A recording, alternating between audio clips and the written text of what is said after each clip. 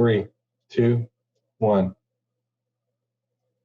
Coming live from a Zoom channel near you, it's Seth and Mason on Untitled Podcast number 2. Mason, why don't you come join us? Oh, hi there. How's it going? Just hanging out in the universe. Yeah, I know. Noticing your garb tonight. It's pretty stellar. Look, we're going to start selling these shirts online. This is going to be our first of our universe series, and does not have a price. So just order it and enter in your credit card information, and we'll charge it accordingly. Yeah, and if you have to ask, then the answer is no. Right? Exactly. If you have to ask, you can't afford it. You can't afford it. Yeah, that one's for Brian Miller. Brian Miller, that one's for you. How you doing this evening, man? I'm doing well. Well, how are you doing? Good. Your audio went a little bit Frankenstein-y there. You good? Just then? Yeah. Hold on. Let's see if it is it still weird, or is it bad? That's good now. Is it better, or is it the same? It's better. Ooh, You've upgraded. Okay. You've upgraded you got a Joseph Technicolor Dreamcoat and this microphone, man. I played with the Zoom backgrounds, but look, if I move, let's see what happens here. I'm wearing pants. Thank God. So we'll tell the world, like in Zoom, you can apparently change the background. I didn't know this because that looks weird. Yeah, it looks real strange. It's like you're you're the head of the universe or the head of Earth, not like Atlas holding it up. You're like just sitting on top. I am the Earth. So yeah, apparently you can lie and say I have a green screen, but I happen to be wearing a green hoodie. So I'm going to try and get out of this. There we go. Am I back to normal? You're back to normal. Okay. Looking beautiful. All right. So as you can see, I have a green hoodie. And so I inadvertently put the universe on my chest. So good time. How you doing, man? Doing good. It's Monday. It's officially week 3 of sit in your house and pandemic with others. So here's an interesting jump off question. At this point, do Mondays mean anything anymore? Oh, they do for me, man. Oh, they're the worst. They're worse than they ever were. Because like for me, working remotely, so typically I don't work remotely because I work in a library. Mm-hmm. We're working like triple time hard. It's a lot harder to work remotely and stand up new services and things. So I have anxiety going into Mondays, but this one's done. And this is a good way to end off on Monday. So thanks for being here. Hey, I'm glad to be here. Glad to have you. Glad we could do this. Sorry we couldn't make it happen yesterday. That's okay. So the library. So what is new in the world of, here's an interesting thing. I don't think that most people think about the library on a regular basis. I think for most of us, it kind of sits in the background. I know. Well, for someone that's in the library every day. Trust me. Like I understand. I wish I could not think about the library as much as I do. So what's the status of the library in this day and age in this issue? I think we're doing really, really well. It's not been a perfect transition. We're still offering online reference and answering questions via our chat portal on our main website. We offer tons of ebooks, tons of music, tons of movies, all digital. But one of the coolest things that I'm really proud of some people on my team is we're working with UNCC, Charlotte Latin, and some other folks using our makerspace printers to print these face masks for the doctors at Atrium Health. So to help with this whole shortage of goods to help them stay safe. So we're actually using our 3D printers. Like I've got 2 3D printers down my basement printing something that will go on a doctor's face in a few days' time. So that's a cool story. And we're a small part of a bigger effort in the cities, but happy to be a part of it. What's the output of that? Like how many are you able to make? We're able to make roughly about 16 a day because each printer, it's an 8-hour job for one. Oh, wow. Yeah, it takes like 3D printing is fun, but man, it's not fast. It's just it's relative rapid prototyping if you're only making one thing. But if you right. You couldn't make a lot of stuff, it wouldn't be economical. It's not efficient for production line. Yeah. So excited about that. I think those are all good things. But it's strange, man. Like I haven't gone to the library, the building, 2 weeks. So it's very strange. Working with all my coworkers online like this, except not as fun. Not as fun. Just like this. How have you been with the gym and all that?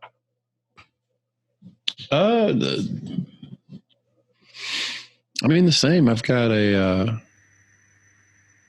great group of clients that I work with, and they've all been really supportive of the transitions that we're making. And, I'm still trying to figure out what all of this looks like in the fitness industry, Mm-hmm. So what's the network look like for you locally? Or, is your network in this space? It extends larger than Charlotte, of course, right? Mm-hmm. In terms of what do you mean my network? The people that I know or that I interact with? The people you go to for advice and guidance and owning a gym. I would assume they're either here or maybe not. I don't know. Yeah, it's interesting. You get a lot of, given our social media day and age, it seems like, what you do, we've talked about this before, but what you do seems to be what you see in your feed most of the time. So for instance, we gave the example of you being an author. So you clearly follow more authors than I do. The authors. True. Yeah. And I clearly while you may follow some, gyms or fitness type things or even nutritional type things, I probably follow significantly more than you do. And that's a safe bet for sure. Yeah. So that's what kind of takes up our feeds for the most part. Right. And so I've noticed it's been interesting. It's almost been, there's been too much information in the fitness space because everybody is quickly going online and quickly going to the common question is, how do I provide value? How do I continue to provide value for my clients? But I think it seems like to me, and this is where my struggle has been, is it's been more of an effort of gyms in the fitness space trying to prove their value rather than provide value. So you have all of these, for lack of a better term, functional fitness gyms, whether they be CrossFit gyms, high intensity gyms, weightlifting gyms, things of that nature. And they're all attempting to prove their value by showing how intelligent they are to program workouts to elicit similar responses as before. Or even say and this is not, I think this is all subconscious too. This is not coming from a bad place for most gyms. But I think it stops if you take it one or two levels deeper, because I found myself in the same trap very early on, in the first week and a half or so of, I have to prove that I can still provide this value so that they don't cancel, rather than saying, and the thing that I've always led with from starting the gym was do what's best for the client.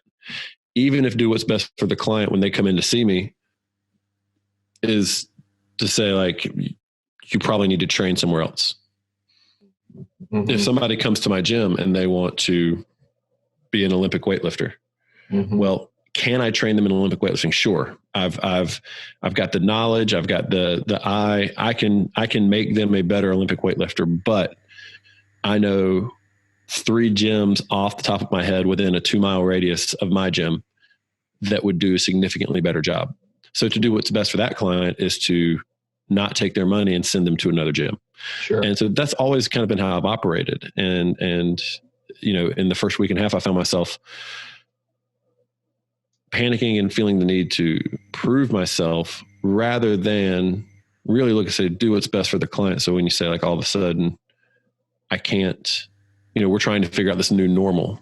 Right? Yeah. And everybody is not just Resolve Fitness, right? Oh, right. Right. Yeah. And we're trying to, everybody's trying to find this new normal. I've got, I work with lawyers, I work with teachers, I work with, independent contractors. I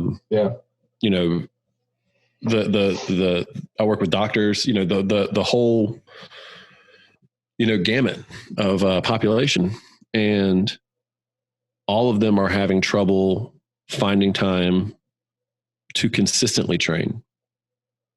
And in that first week or two, I'm consistently getting feedback of like, this is a little bit too long. I'm not able to find this much time, because also everybody that's a parent, their childcare is gone, unless your mother-in-law lives in the basement or in the backyard apartment, which I've got some friends that do, and God bless them, like, good for them. Right. Right. But that's not everybody's story. Uh-oh.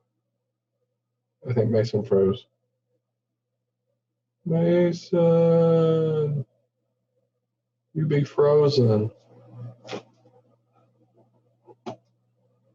Uh-oh. There it goes. Yeah, so I'll pick it up from there. That's not everybody's story, right? That's not everybody's circumstance.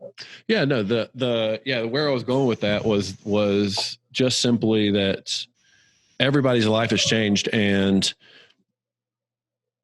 now I think for people in the service industry, which I consider myself in a service industry of providing a service. I don't provide a hard product. You're rocking our good friend Tony's coffee company there on your shirt. Well, shouts out to Tony and Becky at Enderley Coffee. I just ordered some today. Dude, I bought $60 worth of their coffee. I placed an order today for a delivery of some light Guatemalan on Friday. Yeah, you have to understand, like, I love coffee. It's my one addiction. But I don't typically buy $60 worth of coffee. But when the pandemic came, I wanted 6 pounds of coffee. You want to make sure that you don't run out. So Tony helped us out. And they make great coffee. So you don't want to be stuck with crappy coffee if you can help it. So, but yeah, in the service industry, if the service that I want to provide is doing what's best for the clients, in that moment, what is best for them and what's probably been best for most of us from a fitness standpoint, given the shift that our lives has taken, is very basic, non-stressful movements. So, when we have a big shift like this, the body stresses, and people will tell you the last thing you want to do is put stress on top of stress. Yeah. So you want to stress the body. That's good. That the stress causes adaptation, but at a certain level, we don't want to stack stress. You don't want the stress of your job, the stress of your kids, the stress of lack of sleep, the stress of whatever it might be, and then put on top very intentional physical stress. You're just digging. I mean, if you look at that as a shovel, you're just digging a hole deeper and deeper and deeper that you will not recover from. And so, right. And I think most of our American culture is kind of there all the time, right? We're in like rapid, concentrated flight or fight all the time, right? It seems like we just kind of we ping pong between those things. Yeah. We stay in that sympathetic state which is that fight state. And that's been correlated with fitness, right? That's been correlated with, like, I have to feel this result to know that I've worked out. So a 30-minute walk is useless. And this is the trap that people are getting into. They're saying, like, people are getting stuck in this trap that if I can't do a 1 hour workout where I fall on the ground afterwards and my muscles ache and I'm just completely tanked, then there's no point in doing anything. Right. So again, we can speak to a little bit of our culture in general of this kind of all or nothing mentality, right? Right. Like if I'm going to have a podcast, it better be the best dang podcast on the internet. Yeah, we better have planets on our shirt and all that stuff. And a professional mic, like by the second episode. I'm just saying. Hey, it's pretty impressive. Don't act like you're not impressed. I didn't. I said it's pretty impressive. Those are my words. So. That's true. That's true. Yeah, but there's this tendency where we just like. And I mean, maybe it's because we live in a much more competitive environment. I don't know, but it's like this, well, I think too, social media inflames it a little bit. This idea where you got to have something to show all the time, right? I don't know. Man, what are you showing? It's that analogy we talked about the with the mirror, right? When you look in the mirror, you're not seeing yourself. You're seeing a reflection of what other people want to see. Yeah, and that's what social media is, right? Yeah. It's just our own painted what we want people to see. Yeah. So like today, I wanted people to see me walk into a literal swarm of bees because that's what I did. Yeah. Today, which was still pretty amazing because I actually walked out I had a swarm of bees come today, hit my chimney, land there. They're still there. It's not good. They might have found a little hidey hole under my rafters. But I know that bees, when they swarm, they don't sting. And so I was standing in this like literal storm of bees all around me. And I was able to get a Facebook video real quick because it was just such a cool moment. But what was really cool about it, which you can't get on the video, is the sound. Yeah. The sound of all these bees. And you could hear their energy. It was like, and then I could tell when they started to calm down because it went down like a couple octaves. Mm-hmm. And it was just like, man, there's some intelligence there that I can't quite understand, but you can see it, Yeah. And they're obviously communicating. It's amazing. So can you get somebody out there just to build you a box, to build you a hive and get that colony into the hive? Well, the problem is I think they are like really up in my rafter. All up in you. All up in my rafter. I think we're going to have to tear down my rafter to get the bees out. So I'm really, so whatever little bit of a tax return I got has gone to these beehives. This beehive. Well, the government's about to send you a sweet, sweet check. That's true. Hey, Donald. Thanks, buddy. Okay. As long as you never said "not my president," you get your check. I never said it. I told people, no, you're actually absolutely wrong. He's 1,000% your president. He is your president. I don't care what you say about that. You can, not my president. Yes, he is. Yes, he is. And that gets to owning your own stuff, right? Here, America, here he is. Yep. You chose this. Yep. Right. I don't know how to. That's my attempt to try to stop talking about Trump. But maybe you want to talk about him, Mason. You want to talk about Donald Trump? No, I don't want to talk about Donald Trump. I think there's, it's an interesting time.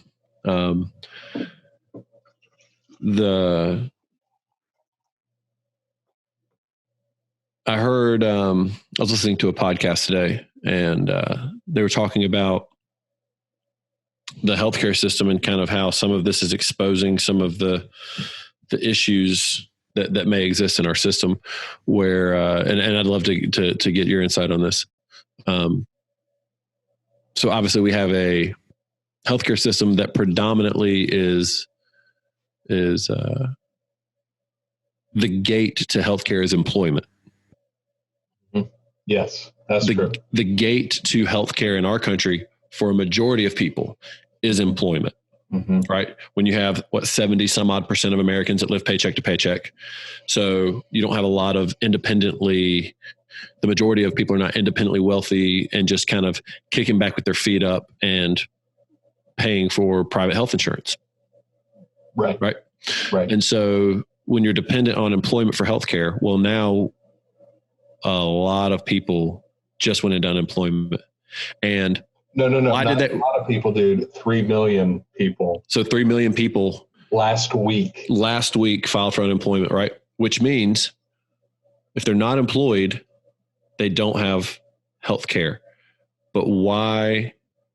What has been the cause of this unemployment? A virus, which means they will need health care. But if they're not employed, they don't have health. And you see where that goes, right? And I hadn't even thought about that yet. I was like, oh my God, like it seems so obvious. Like, oh, wait a minute. All of those people don't have insurance now. And granted, they didn't file unemployment because they got the coronavirus. Yeah. But we also know that so far in our country, it ain't slowing down. Nope. And so yeah, I mean, I think that, I think it shows a fundamental flaw in the system. Yeah, it's flaw is a generous term for this. I mean, I feel like this is like kind of I agree. A perfect jab at it's the Achilles heel of the American systems. It's kind of like the thing of a bunch of people sat in a room, right? And they said, they're like, okay, this system is great. There's only one thing that could go wrong. And someone's like, yeah, but statistically, nah. And surely we'll be dead by the time it happens, right? Yeah, it's a interesting. These are interesting times. I don't really, and we're all scrambling. Federal government all the way down, and they're challenging. They're really challenging times. Mm-hmm. Here's another interesting thing. Just as a side note, there's a lot of need in the country before all this happened, right? Mm-hmm. You say there's a lot of need in the country. I didn't think about this yet. Pretty impressive how they just came up with $2 trillion. Just what we need to. Oh yeah, we got it. Hold on. Yeah, but there's all these there's all this hunger and also there's tough times right now. Tough times. Well, man, when you're literally the one person who can print the money, it's all a social contract, buddy. It's interesting. It's all a social contract. To keep us going, keep us working. Yeah. Yeah. Well, what else can we talk about? What have you read recently that that has moved you or made you think? What's something that is that you've encountered in your study of philosophy? So I'll show you. Hold on one second. I got it down here, actually. I've been reading. I sent you a screenshot of the back of this earlier, but I've been reading this. Oh, yeah. I don't know if you can really see it. Hold on. It says Raise. Yeah. Mm-hmm. So this is a podcast media company. I don't know what they would call themselves. An effort, a practice. Yeah. And man, these guys, they talk about some really interesting stuff, and I'm looking for it right now. So I thought this was interesting. It says the message is not separate from the messenger. The message is influenced by the messenger. You can't lead a fitness revolution if you don't practice what you preach. You can't inspire and motivate if you yourself are not inspired or motivated. What you know and what you could teach is useless without a vessel seaworthy enough to reach distant shores. I won't listen to a fitness or diet message delivered by a fat man, nor apologize for that. And I won't keep a straight face when a used to be hardcore singer who has let himself and his lifestyle go soft implores me not to be a wanker. Not to be a wanker. I think just that line about,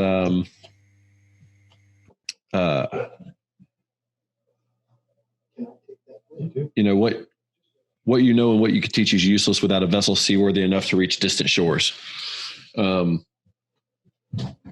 something that really, that really pushed me and challenged me on what we're really doing. Again, everything a lot of what I do comes from this fitness industry that I've chosen to be in. But even with previous history in education, what is the end goal for everything that we do, and how meaningful is that end goal? Mm-hmm. So if somebody comes up to me and says, well, I want to look better. Mm-hmm. I want tone. First of all, what's tone? It's a musical term. But like someone says, like, I want tone, or I want strength, or I want to look better.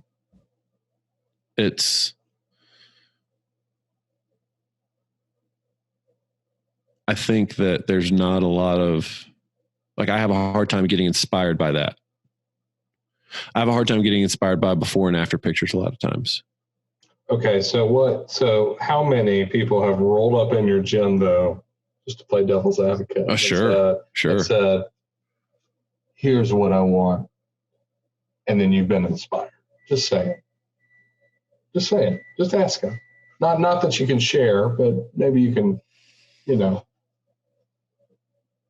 because do people, I don't know. I don't know what I would say if I was a potential client. You asked me that. I'd be like, actually, you've asked me that. I was like, I want to lose 50 pounds. I want to be strong. That's what I'm going to give you, Mason, every time. Well, yeah, if we walk down that road of, and it's not to say that is an incorrect way to approach it from the beginning. But if we stop there, I think that's the loss. Yeah. If that becomes a real, because we think that if you lose 50 pounds, okay, so what? You're just 50 pounds lighter. Do you like your life more? Are you able to accomplish more than you could accomplish? Right. Because look, I could put you on a program to lose 50 pounds and you will be worse. Right. You will be worse than you are. You will be less healthy than you are right now. Right. And so if it becomes about that, then, that's where we have a problem. So what I'm trying to guide people in, and this is a whole part of our process. That's why you can't just come in the gym and sign up. Like, this, like no one can walk into my gym and say, I want to sign up. And I'm like, cool, you're in. Right. Like there's a process, there's an interview, there's a conversation that has to take place. Right. Going back to what, the Olympic weightlifter, why I would send them somewhere else, because a conversation would take place and I'd say, oh, you're really wanting to do this and be in this environment, and this isn't that environment. So I guess the stories that inspire me are when we get into that conversation and I can dig a little bit deeper and someone says, well, why do you want to, and if we went down that road with you, Seth, why do you want to lose 50 pounds? It's not 50. I said 15, but okay. Sure. Maybe 50. Why do you want to gain 50 pounds of pure rock solid muscle? I don't, I'm good. I think that's interesting. I think what you're trying to do is actually develop consciousness, right? Yeah. Well, it's consciousness. It's self-awareness. It's that losing weight will not make you happier. Right. but maybe learning your body can do some incredible stuff. Yeah. Will help you appreciate it more and take care of it more. Yeah. Or maybe developing a body that can resist atrophy. Yeah. Maybe developing a mindset of being able to do really hard shit that, like, when something's put in front of you, and every time, like, and you say, like, oh, there's no way I can do this, but you've developed a practice of leaning into discomfort, right? Of being in a position where I don't think my body could do one more thing, and then you do one more thing. Yeah. So there's value in that. There's not value in doing that every day, right? That's stress on top of stress and digging holes that we can't get out of. But there is value in that. So that kind of gets into stoicism, like choosing the hard path intentionally so that it's done, and that it's that's where we live. It's not where we try to avoid. Yeah. Correct. Like the idea that you're embracing the obstacle in front of you is the way, right? Not to Not to quote Ryan Holiday's book, like right on the title. The obstacle is the way. Yeah, that's the book. It is an interesting thing to be fail positive and to be in a place where you're embracing the journey versus rather the product or the end goal. And I think that's the only way you can get to that point is through a lot of pain or learned experience too. Not that we have gotten there. I think we understand more than we did. But I think it's interesting. Like, I think this is like, this kind of mindset's like a very midlife kind of mindset, I would say. I don't know. Oh yeah. Yeah. Okay. Well, at what age do you realize that, not even do you realize, at what age do you embrace the idea that bad things happen? Right. I heard someone say like the earth is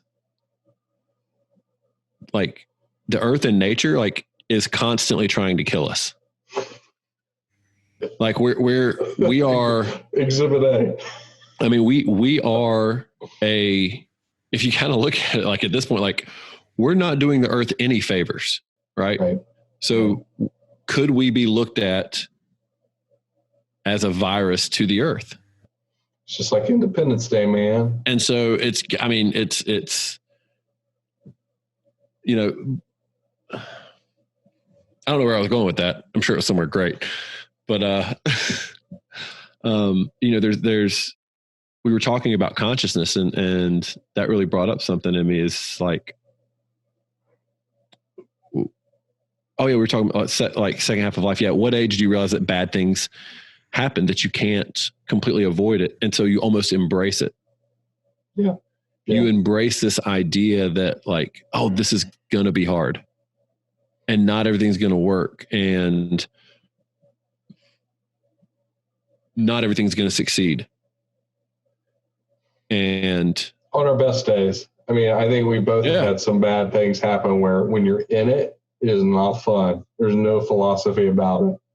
No. And I don't think, and I think that's a big mistake about philosophy. And I've gone some rounds with some people about, when I talk philosophy with them and they say, well, this practice of awareness and this practice of, the memento mori, understanding that we're going to die, but that's not a celebration of death. And that doesn't make death any less sad. It doesn't mean that I don't mourn when someone dies. And it doesn't mean that I want to die anytime soon. Sure. Yeah. It's more about living intentionally, knowing that you will die. Well, it's knowing that I'm not invincible. Right. Right. And that I don't have like, the reality is that I have such a short amount of time here, and that my short amount of time here in the long term, like, doesn't mean anything. We would say the president of the United States, on any given president of the United States, historically is one of the most powerful people in the world. Correct? Sure. Do you know who the 15th president of the United States was? Andrew Johnson, maybe. Was it? Maybe. I mean, I don't know. So exactly. Hold on. So at some point, I know I'm close. Hold on. hold on, 15th? Okay, before I Google it, it's either Johnson or Grant. Okay? I know I'm really close. James Buchanan. Oh. Yeah. Nope. You wouldn't know James Buchanan if he walked in the door and kicked you in the nuts. Like all you would do is you would call your friends and you'd be like, hey, some weird dude from some weird time traveler came and just kicked me in the nuts. And only like nobody would know that. Oh, this weird dude right here. Yeah. But you know, the point is like at some point, if we were to say like that dude was an extremely powerful person. Yeah, exactly. That dude. Sorry, I don't know how to share my screen. Yeah, see it. Yeah. Okay, good. All right, hold on. Yeah, no, that dude. Yeah, James Buchanan. Coming in, but yeah, at some point, like that guy was an extremely powerful person, at least in our country, right? Yeah. That we live in, right? Yeah. Never heard of him. Well, it's like never heard of him. Ozymandias, right? That poem. You ever read that poem? I've not. Oh man, well, that's adorable that you think I've read a poem. Well, let me read it to you, okay? Hey, do you want to? Before you read it, do you want to see my wife? We saw your wife last time. You see my wife? See your wife. Hey, wife, you want to come talking to the microphone? My wife is on the news today. I know, WBTV. You don't have to tap on it; it's on. You're famous now. You're famous. America. Hi, America. Hello, America. Because all of America's listening. That's what I mean. You can say, hey, like Aaron Yancey. I think he said he was going to listen to one of them. So I don't know if he'll listen to the second one. And Rich. You guys have two more. Is Rich watching us now? Wow. I don't know if we need to plant a secret code at the end of the episode to give away a bag of dum-dums. I wonder if we could get Tony to sponsor us with a bag of coffee that we give away to someone who says the secret code at the end. Hell with it. I'll buy him a bag. So I'll buy them a bag. I'm sure Tony will be fine with that. It's especially weird because I can't hear Seth. Oh yeah, she can't hear you because it's my headphones. Just tell her I'll talk louder. Hey Michelle, it's me. He's talking louder. We're professionals. Right, good to see you guys. All right, see ya. Good work. Thanks. Yep.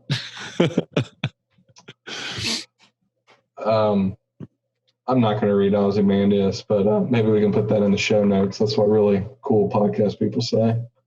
Yeah, check the show notes. The show notes is Ozymandias by Percy Bysshe Shelley. So if you haven't read it, it's a classic. But about the futility, right, of power and glory. It's all going to fade away. That's the gist of the poem. Didn't know this.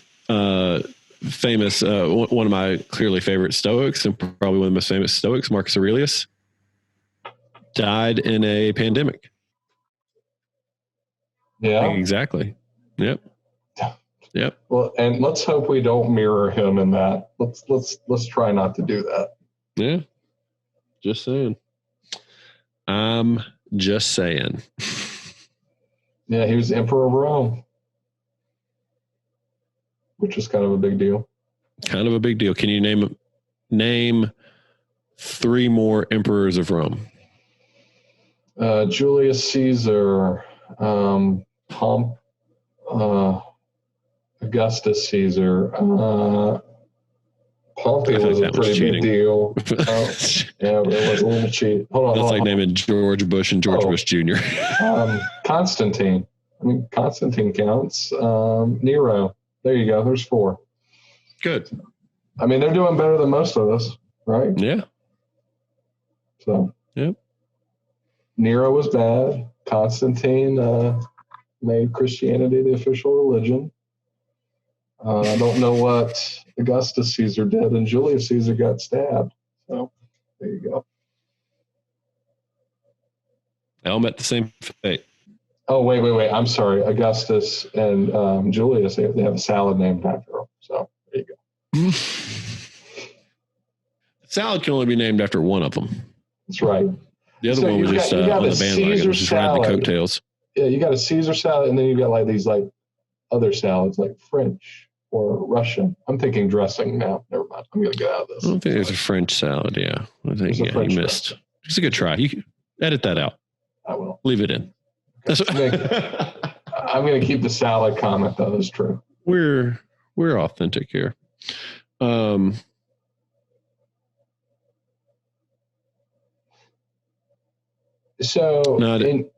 Here in your life, let's take the opposite effect. Let's talk about in your life. Okay, so maybe not. I'm not talking about you, but maybe people in your life who are not powerful, who are not mighty, who are very humble, but maybe have left a big impression on you.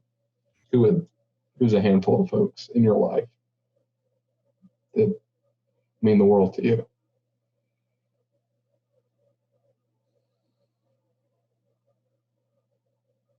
Not to put you on the spot. No. I think personal. That, well, I mean, there's certainly been a lot of people when I look at certain times that have been influential. I mean, my ninth grade social studies teacher, David Grice, he was a really influential on me going into education. Just as a teacher, didn't really encourage me to go into education, but just watching him, it was kind of the thing of like, that's when I decided I wanted to be a teacher, and never really faltered or waved from that. Let's say my second soccer coach in college taught me some semblance of discipline. Mm-hmm. Jimmy Stevens. He came in and was our coach my junior and senior year, and started to show me what it really looked like to work hard, to really put in some suffering, and see the benefits of that.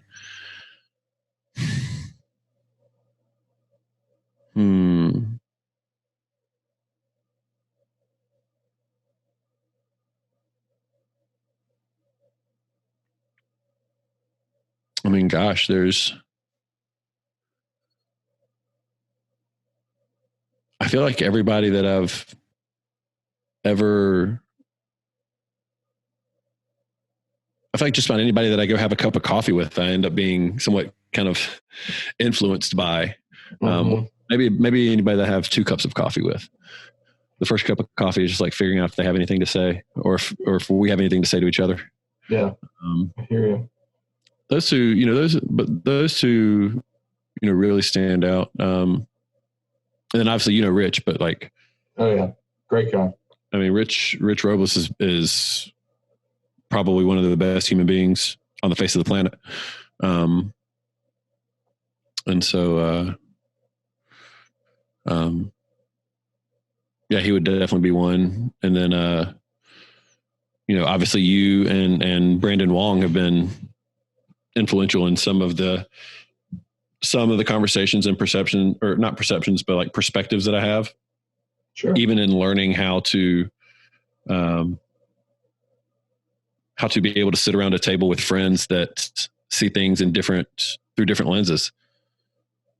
Because we grew up I think most of us grew up in the quote unquote country club mentality of like, we sat in rooms of people saying the same things for the most part. We sat in echo chambers, and, in that faith and in this part of the country, you don't really get challenged a lot. Right. You get more it's supported. Yeah. That's a good way. And so, to be able to sit in a circle of friends and like not even close, but like outright pretty much say like, I don't agree with that. And then say, let's get together again next week and have coffee. Right. Right. Or friends that can gather around and say, man, this is what's going on, and I really just need to express this. Yeah. And this is the only place I can do it. Like, that's what I value about you and Brandon too. And we need to bring Brandon in on this and just see what he does. It'd be fun maybe. I'm not saying you might go ahead. We're gonna have to edit this out. Did it break up? I was gonna say, what's that? Sorry, there was a glitch in the system. Yeah, you're there now. Okay, sorry. What were you going to say? You're there now. Nothing. Okay. Well, we'll bring Brandon in. I wasn't going to say anything. Yeah. You shouldn't say what I think you're going to say. Something terrible. It wasn't going to be terrible. It's going to be sort of fun. Well, it's Don't even go there. Just stop. Look, I've gotten better about like checking my own jokes in my head before I let them out. That's good. A little bit better. Edit all this out. It's all right. So I'm really glad that at the end of all that, you mentioned me. So thanks a lot for that. Hey, you're welcome. You're welcome. No, it's interesting though. Like it's usually normal, simple people who end up making a bigger impact in your life than these powerful beacons that somehow get put in history, right? Well, yeah, and I can rattle off. The funny thing is, I could rattle off, 10 coaches that, like 10 people in the fitness industry that, I mean, you've probably never heard of, and even people in the fitness industry have maybe heard of one or two of them, but just coaches that I've had the opportunity to sit with, to listen to them speak, to train with, to learn from. And I mean, those have been incredibly, influential. Even to the people, the guys that I listen to now. I walk into a gym of, into any CrossFit gym of, 100, 200 members, and one or two people might know who I'm talking about with some of these guys. Some of them would be very well known, but some of them wouldn't be. And I think that the thing that I'm also understanding now is that there is so much knowledge out there and none of it's really new. And a lot of people are willing to share it. Mm-hmm. Mm-hmm. And without feeling like they have to prove anything. Mm-hmm. But I think that we constantly see the sales side of it. We constantly see somebody, people trying to prove how smart they are. Instead of listening to people just have conversations, like intelligent conversations, and deeper conversations, better conversations. Who are the people asking the better questions, giving the more open-ended answers, as opposed to the people that are standing on the platforms that are a little bit taller and yelling just a little bit louder. Wanting your email. Well, and telling you absolute truths, right? Right. They're telling you the answers. And I think the worst thing we could do is give anybody the answer, because the worst thing we could do is think that we have the answer, right? We could ask better questions, and we could guide in certain directions, right? So yeah, my industry, somebody comes to me and they say, "Hey, Mason, are M&Ms a healthy breakfast?" I'm like, "Oh, in moderation." No. No. But, then we have to define well, what is healthy? And, best practice, but we could go down these long roads, and this should sound kind of funny. If my wife can hear me right now, she's probably laughing at me saying the last thing we need to do is offer up all the answers, because I've historically been the answer guy. So I will say this. I think that there could be, I believe there are answers, but I'll say this. I think those answers are earned. I don't think you can tell someone something and then they get it. We need to stop saving people from the process. Stop trying to save people from the process. That's my point, is that there's a mystery to your own life. And if you're paying attention and you're conscious and you're awake, maybe you'll learn a couple things. But if you were to come to me and I was going to tell you something very deep or whatever, it's not going to translate. You're not in my body. Yeah. You don't get, unless you were there with me and then we could talk about it. I think life's biggest lessons have to be learned. Yeah. But that takes a certain level of consciousness and awakeness and non-distracted living that we're not very good at nowadays. No, and I think that I think therein lies the value of the guide. Yes. Right. Or guides, multiple guides. Like, and I think that's what ends up like us finding interest in other things. Like, I think we use that interest as if we're practicing a little bit of self-awareness and we're not just trying to distract ourselves from something else. If we all of a sudden have a piqued interest in, bees. Yeah. Maybe there's something there, right? Like maybe there's something there that we're being drawn towards learning about. Or they're just coming for you, buddy, and you better become a beekeeper. Whatever. Either way. I can't. Never mind. I'm not going to say that to you. So let's full circle, since we're getting close to wrapping up. Are you actually going to attempt to hive these bees? No, I cannot. I mean, no. Can't somebody extract them and put them in? Like, can't you extract the queen and put them in a box? Yeah, but I have no hive. Like, hives are not just boxes, dude. The obstacle is the way.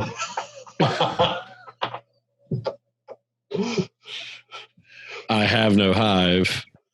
Ergo, get a hive. How much does a hive cost? It's like $500, bro. Have you looked at it, or are you just thinking it's $500?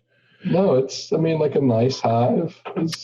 Let's see. So there's you, your wife. There's you. There's your wife. Look, $500. That's the stipend for one of your kids in this. Okay, I'm sorry. The Amish built Amazon hive is $189. So I don't know why you're not clicking order right now. Now. Checks in the mail. Now. They have your bank account. It's going direct deposit into your bank account. Go. Call the bee guy. Say, can you transfer these into a box if I get the Amish to send me a box? Let's see what the shipment is. Because we're going to start selling honey on this podcast. Okay. All right. Well, maybe I will. I don't know what I'll do. There's a complete beekeeping frame from Walmart for $150. Walmart can get it. The reason I'm looking at Walmart is because of the shipment like we talked about last week. Shipping's killer. Is there someone who's making them locally? That might be a good question. Maybe I get on Facebook Marketplace and look for Beehive. Get on the book faces and say, will somebody make me a beehive? Please. Maybe someone listening right now is sitting on a beehive, ready to sell it. Maybe. With no bees in it. I'll tell you what's interesting. There was certainly a ton of gym equipment that went on sale on Facebook in the last 2 weeks. A ton. I think a couple gyms saw this as their opportunity to shut down and get top dollar for their equipment, because them's people were desperate to hold on to their gains. Mm-hmm. Do you know of any gyms that close the door? Done? Not personally, no. Okay. Well, that's good. Not personally. I mean, not because of this. Well, dude, I'm yawning, so it's time to wrap this thing up. What are you going to accomplish this week?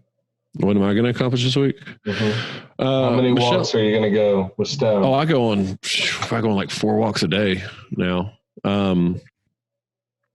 So Michelle and I are talking about building a parent and child workout matrix or a training matrix. And so basically it would be a one-time download that you would get, and it would have this kind of list of movements. Mm-hmm. And then it's going to link to a YouTube library of demos. Cool. And then it's going to kind of give you a little bit of explanation of how to build a fun, interactive time, not just for your kids, but with your kids. So the idea would be the parents to do it with the kids, but it becomes fun, interactive play that you can actually organize instead of making it up as you go along. And so it'd be something like the night before the parents could, kind of show you like, okay, put this together. And this would be like a 20-minute like playtime for you and your kids that would actually secretly have some involved fitness. And it would be a good opportunity for like, kind of like a family workout matrix or family training matrix, like to play around with, but working on like primal movement patterns with your kids and with adults. And so what we're thinking about doing, and Michelle came up with this, like I forced everybody, like, we're going to do a family workout day. So we walked over to the park and, I gave Michelle a couple of movements to do. And then I just kind of played with Olivia, and basically I was like, hey, do this. And she would do it. And then, hey, do this. And she just, ran herself out. And Michelle was like, we could do we should put together this thing. And basically what I think we're going to do is we're going to present it as, obviously we're a locally owned gym, and, we're going to see some projected downturn depending on how long this thing lasts. Mm-hmm. So we want to present this as an offering, but we want to do it kind of Radiohead style and like a one-time, like pay what you can. Mm-hmm. Almost, we don't want to necessarily be donation, but almost like donation based. Like, hey, you want to support us? Awesome. We appreciate the support. You want this thing for $1? Like, take it for $1. Cool. But putting some value to it and be like a one-time it'd like to be a download and access to this video library. So this is all Michelle's idea. I think it's a great idea. So I think we're going to work towards that this week and see if we can't launch that in the next couple of weeks. That's good. So, what am I going to accomplish? Yeah, what are you going to do this week? How's that piece, that writing piece going? Man, I'm gonna do that piece. I'm gonna write that piece. Good. So, one of our podcasts is going to be you reading that audio version. All right, man. Well, I better get to writing then. So, Mason, it's good to hang out with you tonight. Yeah, brother. I'll talk to you soon. Okay. Take care. All right. Later. Bye.